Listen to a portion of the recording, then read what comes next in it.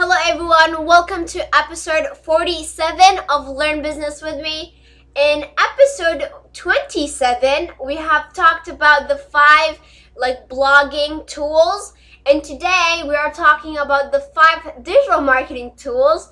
Should we make this a tradition in every single episode that we go on 57, 67 that we use these tools?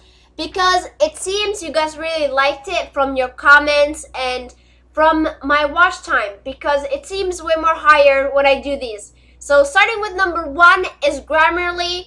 It helps with my grammar because my typing skills are not the best and you do not want to see that. And also when I talk, sometimes I do say a couple of things wrong, so it helps with my writing, but with my pronunciation it does not. I need to find one for that.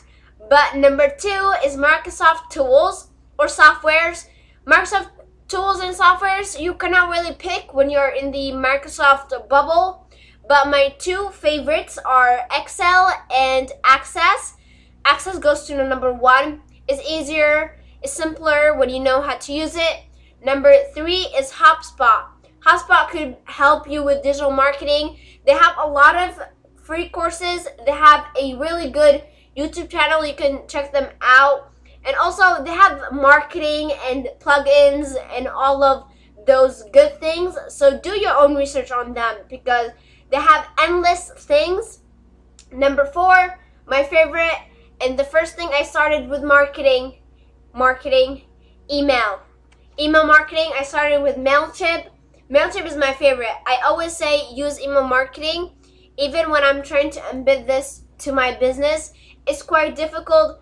But when you're using email marketing, use MailChimp if you are not having a lot of subscribers, because MailChimp has a limit and the limit is too small. MailChimp, if you're listening this, is too small. Number 5, and I said this in episode 27, Notion. Notion, easy to use, simple. You can have a lot of teams. It helps you to organize your life, your business, everything in one place. I bet to all of these, these 5, there's better ones if you do your research and find their competitors which are doing it better and simpler and way more easier to the customer. And that is our episode.